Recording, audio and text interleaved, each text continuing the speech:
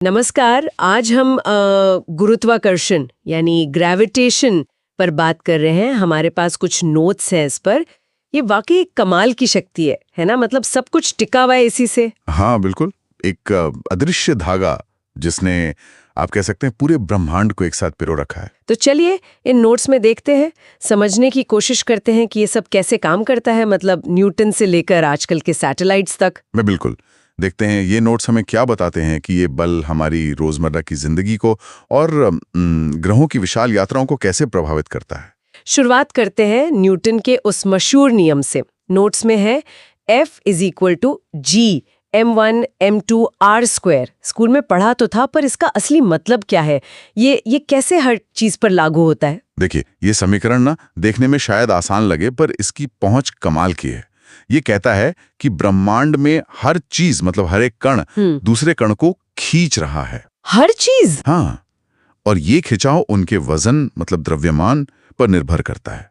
और जैसे जैसे उनके बीच की दूरी बढ़ती है, ये खिंचाव तेजी से कम होता जाता है, दूरी के वर्ग के हिसाब से। अच्छा, तेजी से? हाँ, और वो जो जी है, गुरुत्वाकर्षण स्थिरांक, उसकी वैल्यू बहुत बहुत छोटी है। कितनी छोटी? 6.67 × 10⁻11 न्यूटन मीटर स्क्वायर पर किलोग्राम स्क्वायर। इसी वजह से हमें अपने आसपास की चीजों जैसे मेज, कुर्सी, इनके बीच ये खिंचाव महसूस नहीं होता, पर ग्रहों और तारों जैसी भारी चीजों के लिए ये बहुत अहम हो जाता है। अच्छा, तो यही वो बड़ा नियम है जिसका एक छोटा सा रूप हम धरती पर महसूस करते हैं, जिसे हम गुरुत्व कहते हैं। नोट्स में पृथ्वी के खिंचाव और त्वरण जी का जिक्र है, वो 9.8 ms² वाला। हाँ बिल्कुल, पृथ्वी का गुरुत्व ही हमें नीचे खींचता है और वही जी त्वरण पैदा करता है। और वो लिफ्ट वाला उदाहरण भी है नोट्स में, वो कैसे जुड़ा है इससे? हाँ, वो बड़ा अच्छा उदाहरण है। जब लिफ्ट ऊपर जाती है तो लिफ्ट का फर्श हमें ऊपर धकेलता है ना? तो हमें अपना वजन थोड़ा ज्यादा लगता है। हाँ, महसूस होता है। और जब लिफ्ट नीचे आती है, खासकर तेजी से, तो वो खिंचाव कम सा लगता है और हम हल्का महसूस करते हैं। और नोट्स में लिखा है कि अगर केबल टूट जाए तो भारहीनता, ये तो मतलब सोचना भी अजीब है। हाँ, सही कहा। उस स्थिति में आप और लिफ्ट दोनों एक ही रफ्तार से, मतलब जी त्वरण से नीचे गिर रहे होते हैं, तो आप लिफ्ट के फर्श पर कोई दबाव नहीं डालते। अच्छा, इसीलिए वजन महसूस ही नहीं होता। बिल्कुल वैसे ही जैसे अंतरिक्ष यात्री महसूस करते हैं। गजब।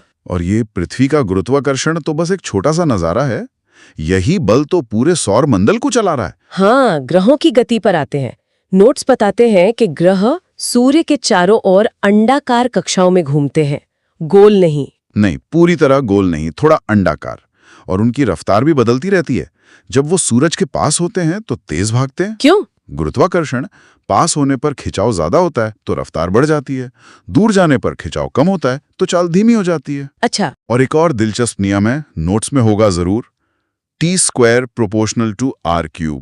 T² proportional to r³। इसका क्या मतलब हुआ? इसका मतलब है कि ग्रह को चक्कर पूरा करने में जो समय T लगता है, उसका वर्ग उसकी कक्षा की औसत त्रिज्या r के घन के समानुपाती होता है। ओ, तो इसी वजह से बुध ग्रह जो इतना करीब है, फटाक से 88 दिनों में चक्कर पूरा कर लेता है। हाँ, और दूर बैठा वरुण, उसे 165 साल लग जाते हैं। 165 साल? बिल्कुल, ये नियम खगोलविदों के लिए बहुत काम का है।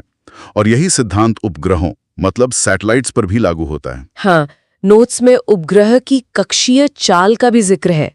ये क्या चीज है और ये जरूरी क्यों है? कक्षीय चाल, ऑर्बिटल वेलोसिटी, वो स्पीड है जो किसी सैटेलाइट को अपनी ऑर्बिट में, मतलब कक्षा में बनाए रखने के लिए चाहिए।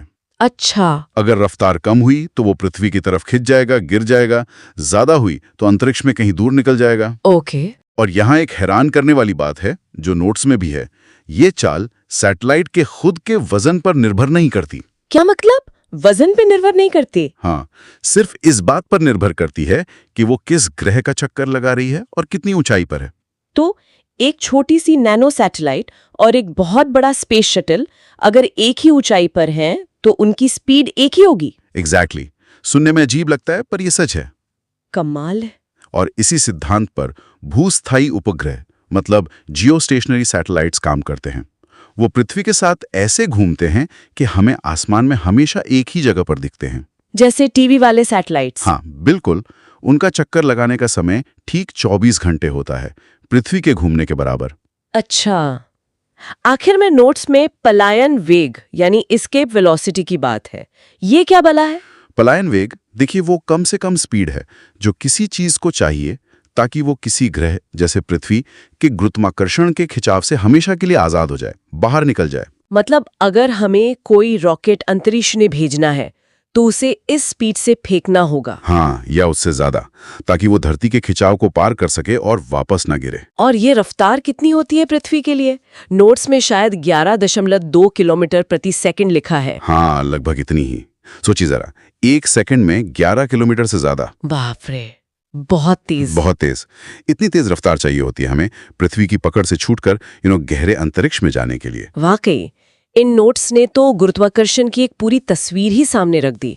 कैसे एक ही नियम हमारे वजन से लेकर लिफ्ट के अनुभव, ग्रहों के नाच और सैटेलाइट की उड़ान तक सब कुछ समझा देता है। हाँ, संक्षेप में कहें तो न्यूटन के इस एक नियम ने हमें ब्रह्मांड को समझने की एक चाबी दी।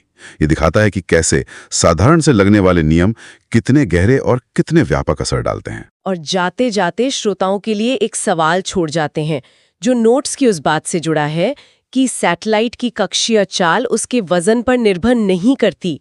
अगर ऐसा है तो सोचिए, भविष्य में जब अंतरिक्ष में हजारों छोटे बड़े सैटेलाइट्स होंगे, क्या वो सब एक ही ऊंचाई पर एक ही रफ्तार से चलेंगे? बढ़ते स्पेस ट्रैफिक को संभालने के लिए ये जानकारी कितनी अहम हो सकती है, इस पर सोचिएगा जरूर।